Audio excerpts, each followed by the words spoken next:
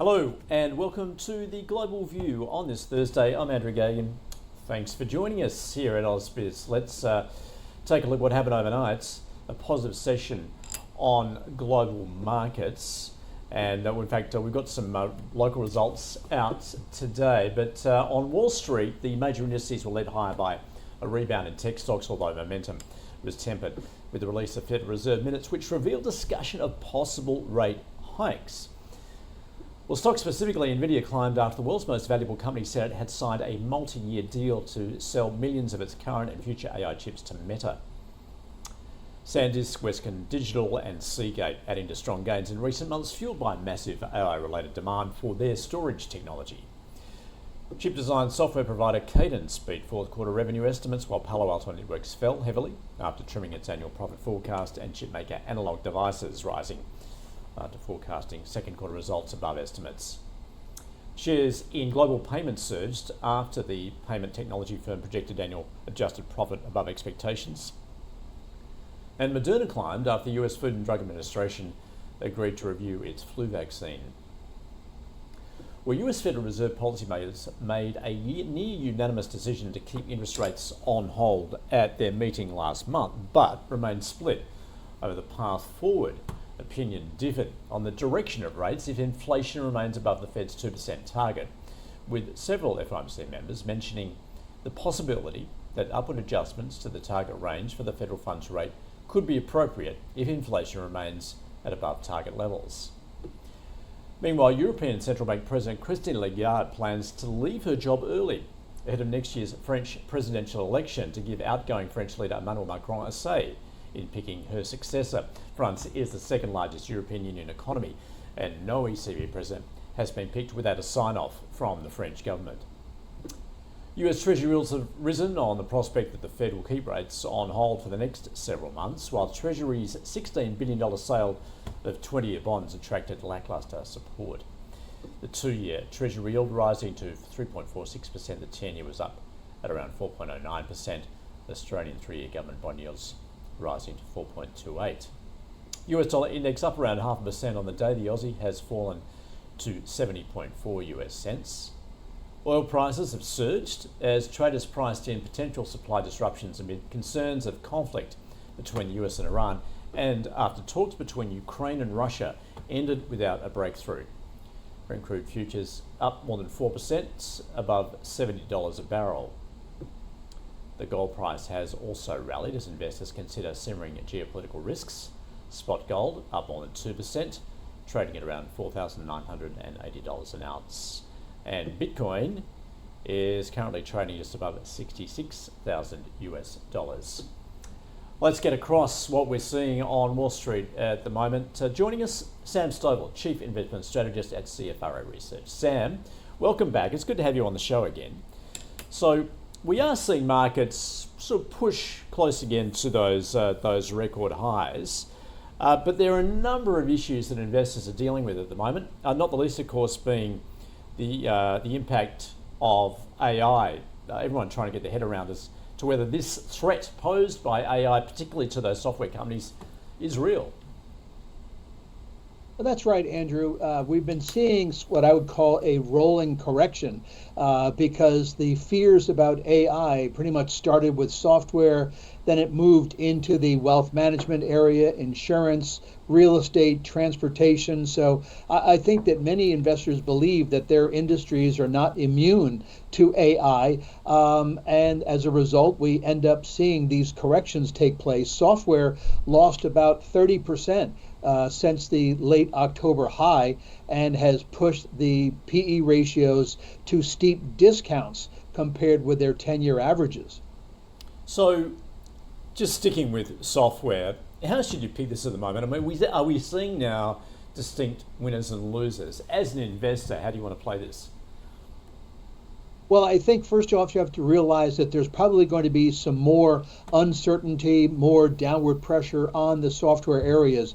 but I think you want to focus on those companies that have multi-product platforms because they have fairly large installed bases. And since these enterprise customers tend to be more entrenched with these vendors, the larger the company, the wider their platform base, the more likely that they'll be able to survive.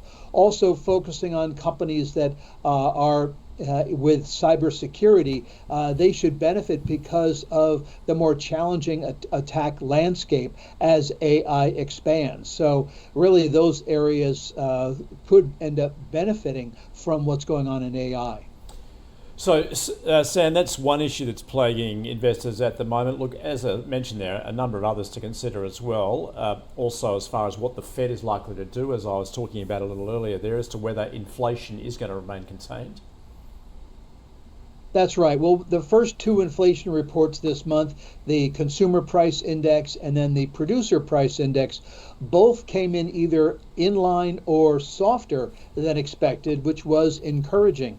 This Friday's personal consumption expenditure, or PCE, report is actually expected to show a slight uptick, going from 2.8% to 3% on both the year-on-year core and headline readings. So that probably would not sit well with the most recent Fed meetings, indicating that conversations had took place as to the possibility of raising rates. So with now the jury out as to whether the Fed will start to cut rates by mid-year or not do so at all, they've then added a third possibility, which is the potential for the next move being an increase. And Sam, what of the so-called sell America trade? Does that still have legs or not? I guess particularly given we've seen that weakness in the US dollar, although perhaps there are signs that is now starting to stabilise and perhaps head in the opposite direction. Well, looking at the chart of the US dollar, it still is in a downward trend, certainly below moving averages, etc. I think that the concern that central banks have is the trade situation and how that has really not resolved itself. And so with the possibility that the central bankers are going to be focusing more on precious metals at the expense of US bonds, also with interest rates, should they continue to work their way lower, that would help boost gold prices and silver prices, and then plus a flight to safety. If bonds don't really protect the way they did not do in 2022 when the market itself, the equity market, declined, I think investors are looking to other areas for safe havens along with bonds at this point. All right, looking for other areas then, particularly given that rotation we've seen out of tech. Where are you seeing that value at the moment? Well, we're seeing a rotation into what I would call the late cycle sectors, early defensive sectors. So meaning industrials, energy, materials, and consumer staples. Those were the best performing groups in January, and you're probably familiar with the old adage, as goes January, so goes the year. Well, it's not just for the market itself, it's for sectors and sub-industries in the market that the leaders in January tend to continue to outperform in the year ahead, with the 12-month return for the market being about 13%, 15% for the best sectors in January, and 16% for the best sub-industries in January. And they were decidedly in those late cycle, early defensive areas. So, Sam, fourth quarter reporting season essentially at an end now, very close. What did you make of that, and in particular the EPS growth expectations going forward? Well, the fourth quarter of 2025 ended up being a very good period. Expectations were for a 7% increase according to S&P Capital IQ consensus estimates. However, we're likely to get a 12.5% gain, with 8 of the sectors posting improvements as compared with a year ago. That puts full year 2025 at 12.5%, puts 2026 growth at 13%, and 2027 earnings growth estimates at nearly 16%. This is going to end up being the 65th quarter of the last 67 in which actual results exceeded end of quarter estimates. Well, that sounds fairly impressive. So, Some forecasts of your own then, Sam. Where do you see in particular the S&P going? You say so goes January, so goes the rest of the year. However, this is not an ordinary year, isn't it? In particular, you do have those midterms closer to the end. You're absolutely right, Andrew. Midterm election years are traditionally quite challenging. Since World War II, the average gain in those years has been less than 4%. The market has risen only 55% of the time, and the volatility has been excessive with an average intra-year drawdown of 18%. Also, we just had 3 successive years of double-digit gains. Only 3 times since 1942 have we had a 4th year of double-digit gains. So I think it'll end up being a good year. So I'm a bull, but with a lowercase b. All right. Are you prepared to put a number on it in terms of your S&P 500 target? Yes, 7,400 is the target established at the end of 2025, and I think that would represent about a upper 6% year-on-year price gain, which I believe to be a possibility. Sam, terrific to get your outlook. Thanks for joining us from CFRA Research.